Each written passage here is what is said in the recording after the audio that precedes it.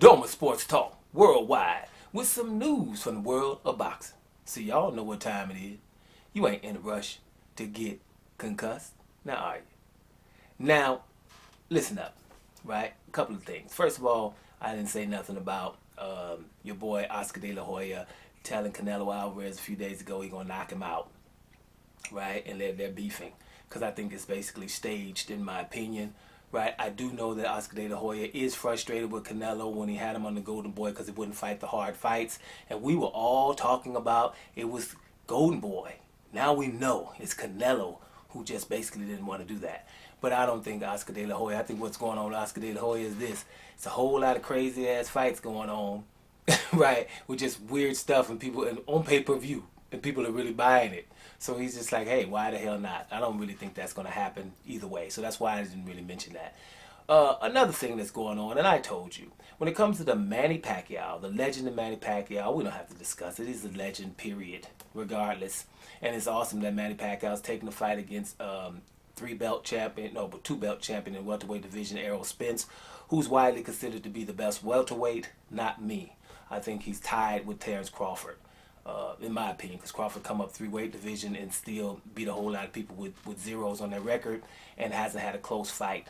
Terrence Crawford hasn't had what's my man name, a Sean Porter fight yet, right? Plus Spence hasn't moved in another division, but Spence is definitely 1A and Crawford would be 1B.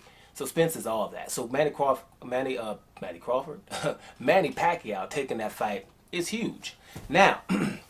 I told you guys two things that I wanted to hear about the fight, or I wanted to see what would interest me personally from all the things that I know. One would be the purse. What is Manny Pacquiao going to accept to fight Errol Spence? I still haven't heard that yet, so I can't tell you. But my point here is simple. He wanted $40 million to fight Terrence Crawford. I want to see what he's going to accept to fight Errol Spence. That's just me. I want to know that. The other thing is there going to be Vada drug testing? Because we tend, when it comes to Manny Pacquiao, to don't care if there's testing. Like, we going to have an asterisk next to the Keith Thurman fight. People talk about Pacquiao beating Keith Thurman and how awesome it was. Especially these pundits on normal TV. Man, they be talking about stuff and they act like they get these informations and it comes from the same sites, and all, but the other information they just leave out. But, yeah, Pacquiao beat Keith Thurman on a split decision and looked sensational, I thought, right? We had Keith Thurman, a light favorite, but Pacquiao handled his business. But if there's no Vada drug testing, then damn it, whatever. It's an asterisk. To me, I don't care. Pacquiao fans, it should be for them too, but it probably won't be. But listen, we're talking doping. You won't take Vada testing. So what the hell are we talking about a fight? Listen, when it comes to doping, it's like this, man. In all sports, and some of them not even contact sports. We got the baseball people. My boy Barry Bonds is not in the damn Hall of Fame. And matter of fact, they should burn the place down. If Barry Bonds ain't in there, he's the best baseball player ever. And I'm gonna say that I got Willie Mays up in there, Ted Williams up in there, stuff like that. We got to go Babe Ruth, but when we go way too far back, it wasn't no brothers playing, it wasn't no Cubans playing, it wasn't no Japanese playing, it wasn't no Dominican Republicans playing. And I'm missing countries. Venezuela got some good baseball players. They all wasn't there. But Babe Ruth was still the bomb. But Barry Bonds, I could say, is the best baseball player ever without you even smiling. I believe that. And I believe he got doped later after watching Buster, Sammy Sosa, and Mark McGwire do a sensational year because they was on dope. And he was like, man, do y'all want to see what it would look like if I doped with my hand and eye coordination? Man, you know what I'm saying? People walking him at an astronomical rate. Dude bat 370, had a slugging percentage that's out of the world that nobody gets close to. Though he saw 2 pitches a game. Which, matter of fact, back in the day, I was like, there's no way on the planet that people are supposed to go into 40, 50,000 people go into a boring-ass baseball game. If you're not American, it's hard for us to sit down and watch baseball, and we know it. But Americans, we can feel it. Japanese and stuff, we can feel it. But a whole lot of places, you can't get them to watch no damn baseball. Right, a whole 9 innings, and then the dude who's the bomb, he's gonna get an intentional walk. It should be only one intentional walk allowed a game, period, for a player. Can't intentional walk him 3 times. But anyway, I'm getting to a baseball rant. Barry Bonds the baddest dude. But he got an asterisk next to his name. He can't get in the Hall of Fame because he supposedly doped. They still didn't prove it, but they think he doped. And all of them. Mark McGwire hitting all of them home runs. Sammy Sosa, my man Roger Clemens, all of them. Right? And matter of fact, they were doping before it was illegal. I think doping in the baseball got illegal in 2003, if I'm not mistaken. Just my memory serves me well. Right? So they got asterisks.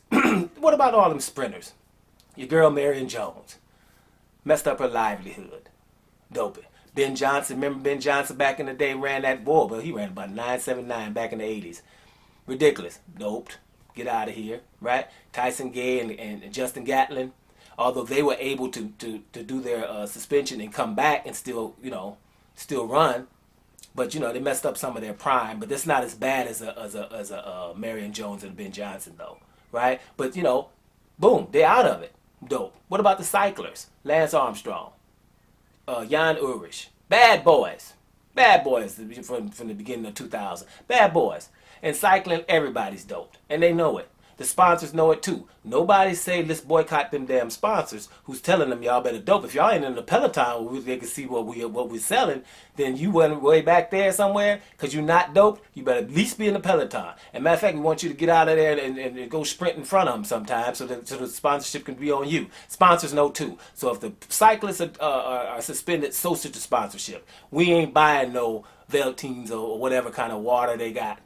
They sponsoring for at least 6 months. Something. Not just the cyclers. Doped.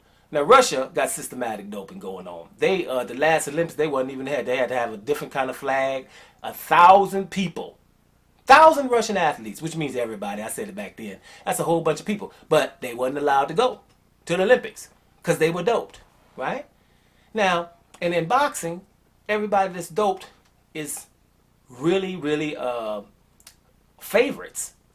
Or people love them. Billy Joe Saunders, he got the Canelo fight right after being doped. Demetrius Andrade wasn't doped and can't get it, right?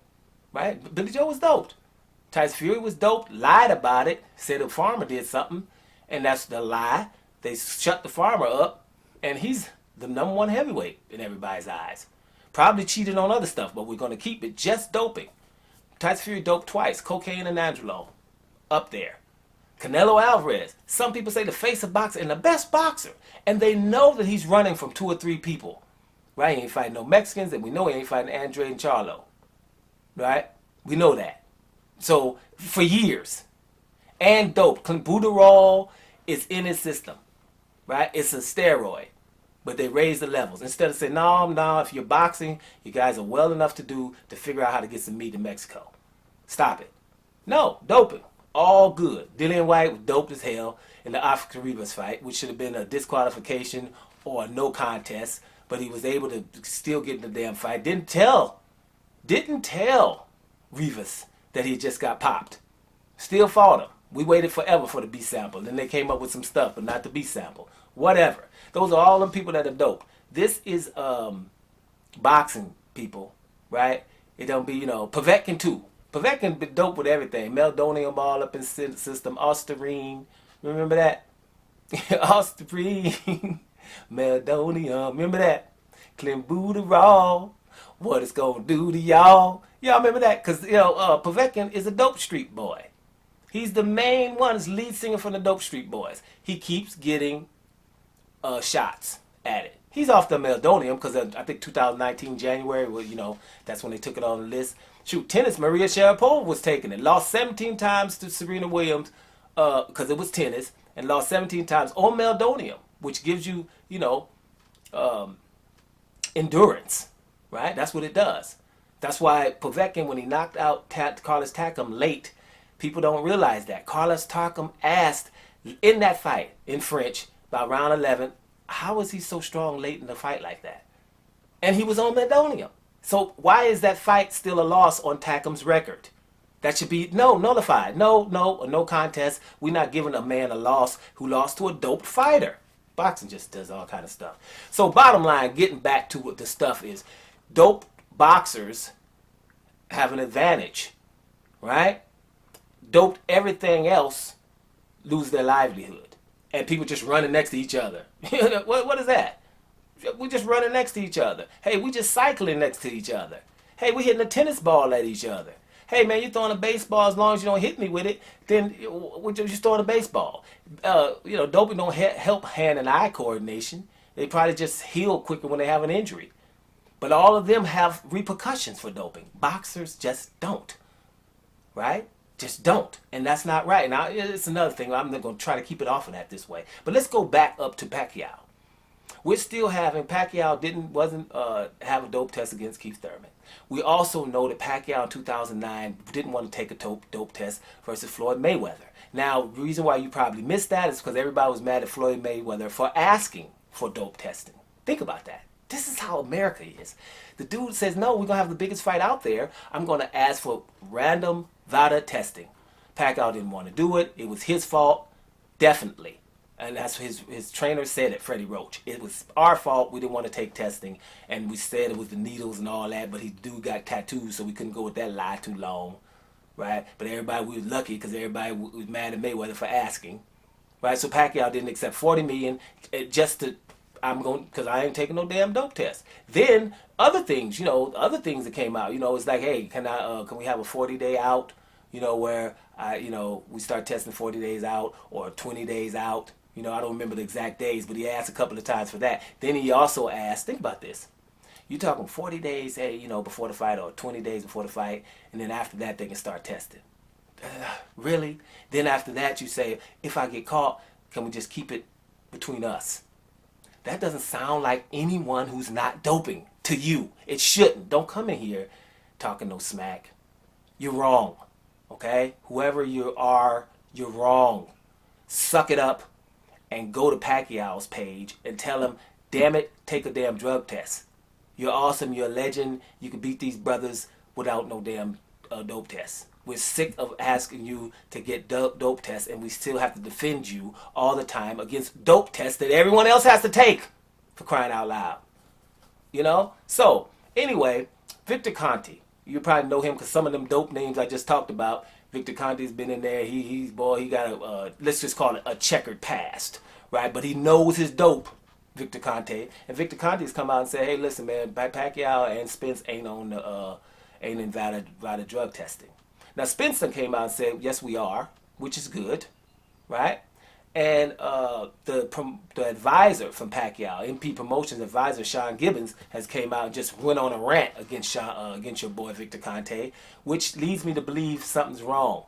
Because most of the time when you're wrong, you're all aggressive and start calling people names, right? That's what happened. Instead of just saying, hey, we're in Vada testing, or don't say nothing at all. But to call the person name, like, why is Victor Conte coming out saying, hey, they're not in Vada testing?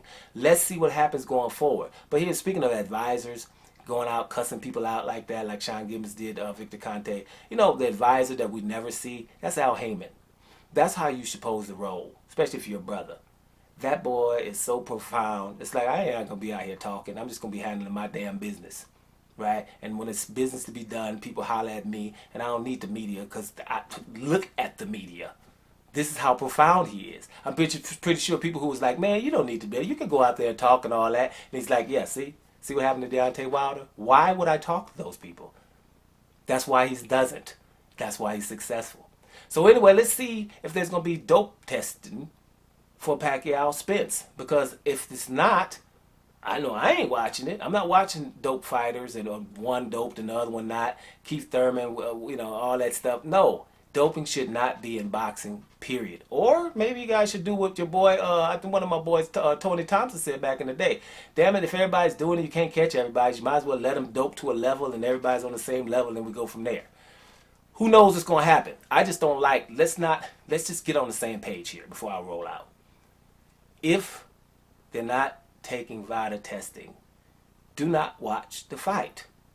That's how you get them to start doing it in the future. Doma Sports Talk Worldwide. And I'm about to hit y'all.